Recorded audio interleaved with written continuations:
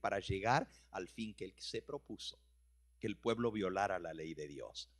Para llamar la atención de la gente hacia el domingo, el emperador Constantino declara el domingo como día de fiesta en honor de la resurrección de Cristo. No dijo vamos a quitar el sábado, no. Vamos a añadirle un día más a las festividades.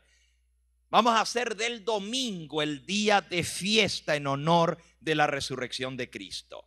Se celebraron entonces servicios religiosos en domingo, pero lo consideraban como día de recreo, un día de fiesta, mientras que el sábado era un día de reposo. Y ahí estaban los dos, el sábado y el domingo. Pero ¿qué pasó? Ya el diablo había estado preparando este plan con siglos. Y ustedes deben entender cómo trabaja Satanás. Él tiene el tiempo y se lo prepara con siglos, porque él tiene un plan maestro. Recuerden que el papado es la obra maestra de engaño del diablo. Pero siglos antes él se preparó el terreno. El pueblo judío, antes del advenimiento de Cristo, hicieron del sábado y del guardar el sábado algo sumamente estricto, de modo que su observancia fuera una pesada carga. Cristo vino a enseñar cómo guardar el sábado, pero los judíos ya guardaban el sábado en una forma estricta, aprovechándose luego de la falsa luz bajo la cual había puesto al sábado. Lo hizo despreciar como institución judaica. O sea, primero el sábado se guardaba en forma estricta. Luego dijo, eso es de los judíos. Fíjense cómo usó la estratagema. Pero nosotros somos cristianos y como los judíos guardan el sábado, mejor nosotros el domingo, para diferenciarnos de los judíos. Mientras que los cristianos verdaderos seguían guardando el sábado, los cristianos nominales guardaban también el sábado, pero celebraban sus fiestas el domingo, una fiesta alegre. Y el diablo los fue induciendo poco a poco a ver el sábado como un día feo, como un día negativo, un día de tristeza, de ayuno, que había que estrictamente no poder trabajar. Y el odio hacia los judíos les fue haciendo que odiaran también al día de los judíos, pero no era el día de los judíos, era el día de Cristo Jesús.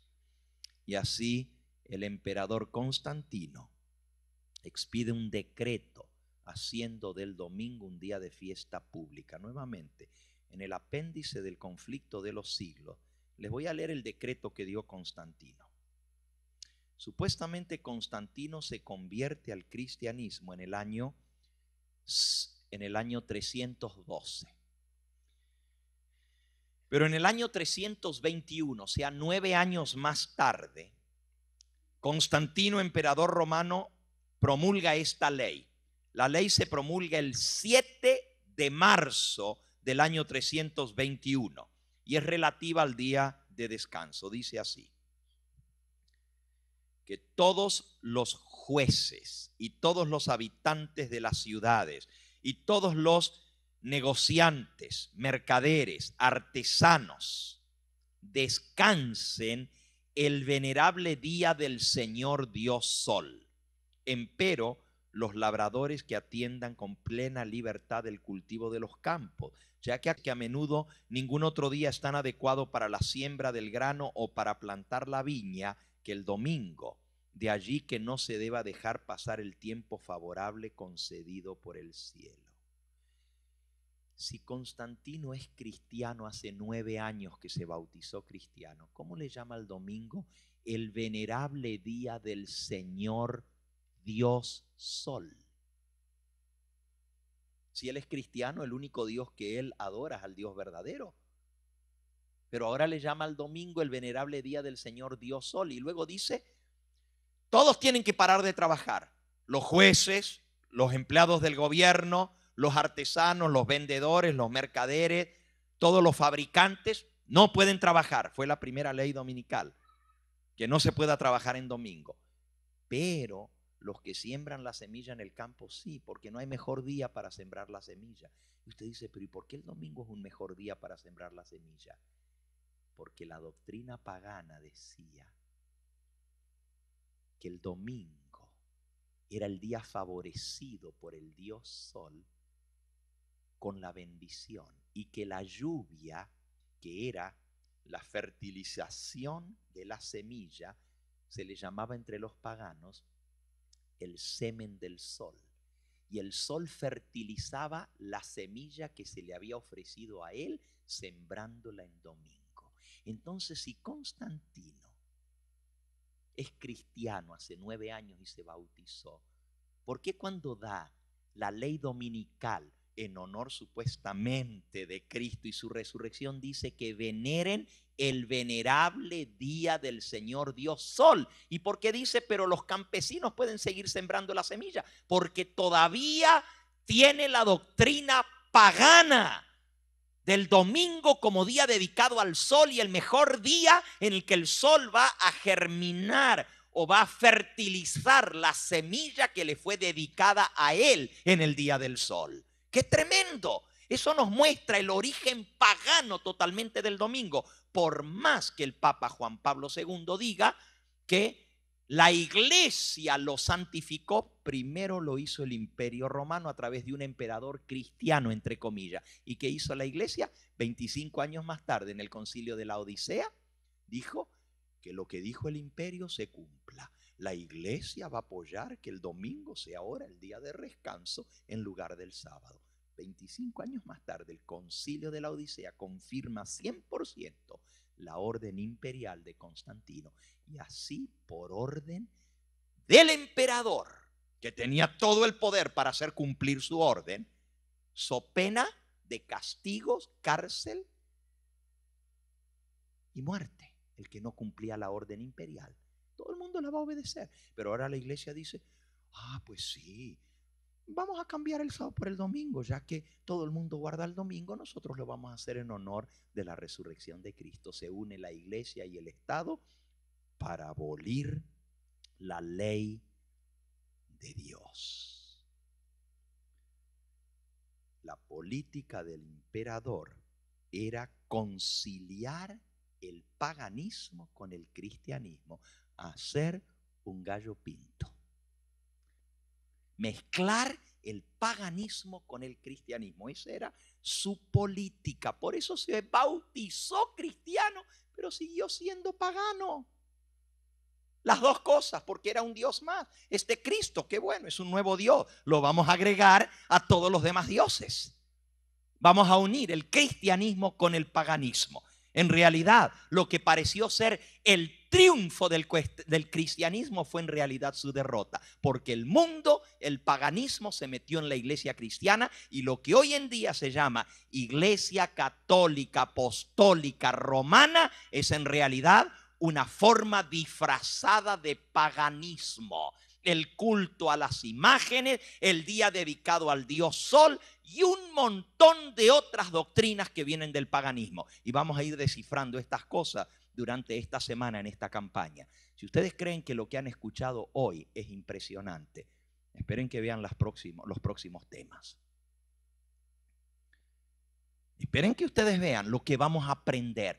Porque mi pueblo, dice el Señor, perece por falta ¿de qué? De conocimiento. Y si nosotros no conocemos el origen de estas cosas, vamos a ser engañados. Pero lo que el Señor quiere que conozcamos es su santa palabra. Miren, no hace falta ni siquiera saber historia. Con conocer la palabra de Dios ya no te pueden engañar. Pero claro, si tú crees que lo que dice un hombre tiene tanto valor como lo que dice la palabra de Dios, pues claro, vas a hacer lo que dice ese hombre. Y así está el mundo, así llamado cristiano hoy en día, el mundo católico. Si lo dice el Papa, es la verdad, porque él es la autoridad y cabeza de la iglesia. Pero ¿a dónde dice la Biblia que el Papa es cabeza de la iglesia?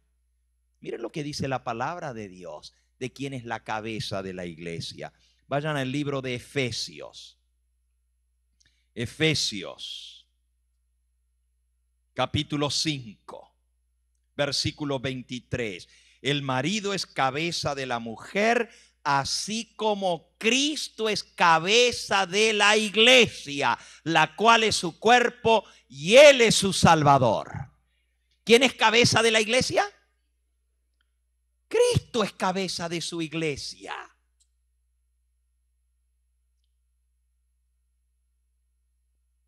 Dice Efesios capítulo 1.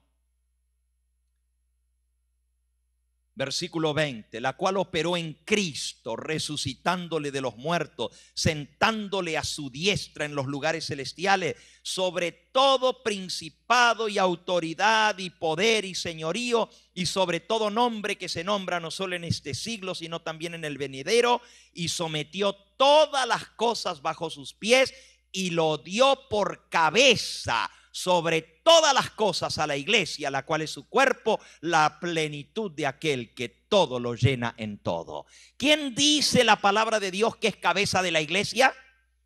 ¿Quién es el que está por encima de todo señorío y todo gobierno y todo lo que se ve y lo que no se ve y lo presente y lo futuro y todo nombre que se nombra no solo en este siglo sino en el venidero? ¿Quién es el que está por encima de todo principado, o sea, rey de esta tierra y de toda autoridad humana? No es el Papa, es Cristo la cabeza de la iglesia. Y Él no dejó a ningún hombre para que le usurpara el lugar que le corresponde a Él. Él se reserva el título de cabeza de su iglesia. Pero esto es solo el comienzo. El sistema más terrible de engaño se metió cuando se cambió. Vamos a dejarlo para esta noche. Miren, ¿desde cuándo para aquí la iglesia de Cristo y los apóstoles que siguieron cuando Jesús ascendió al cielo tenían sacerdotes?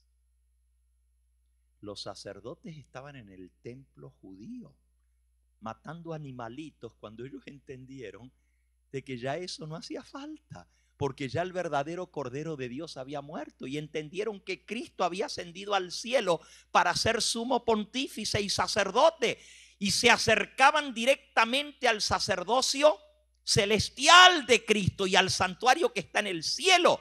Pero este poder que se levantó no solo se sentó en el templo de Dios como Dios, sino que estableció un sistema de sacerdotes humanos para que los hombres vinieran a ellos a conseguir el perdón de los pecados, para nuevamente dominar las mentes de los seres humanos. Este es un sistema humano, totalmente humano. Es volver otra vez atrás y hacer indigno y hacer sin valor el mismo sacrificio de Cristo, estableciendo el sacrificio de la misa. Imagínense. Y esto es solo el comienzo. El engaño sigue. Ya Pablo lo había dicho. Millones serían engañados. En lugar de seguir la palabra de Dios, escucharían las fábulas de los hombres. Se levantarían entre los mismos dirigentes de la iglesia los hombres que enseñaran el error, y el hombre de pecado, el hijo de perdición, se sentaría en el mismo templo de Dios haciéndose adorar como si fuera Dios. Oh, mis amigos y hermanos, mi pueblo, dice el Señor, perece por falta ¿de qué? De conocimiento.